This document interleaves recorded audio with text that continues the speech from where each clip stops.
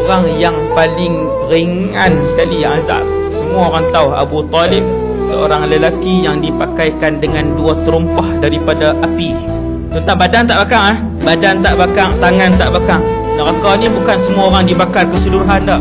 Ada orang tapak kaki saja, ini Abu Talib. Ada orang sampai kulali, ada orang sampai lutut, ada orang sampai pinggang. Ada orang kena bakar sampai sini, ada orang bakar semua. Abu Talib ialah manusia yang paling ringan azabnya di dalam neraka, dipakaikan 2 terumpah daripada api, lalu menggelegak-gelegaklah isi otaknya.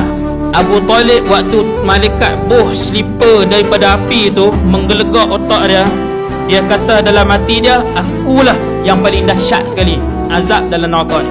Ni Nabi sebut ni, dia duk rasa dia yang paling berat. Nabi kata, tetapi sebenarnya wa innahu la ahwanahum azaba, dialah yang paling ringan sebenarnya. Nabi kata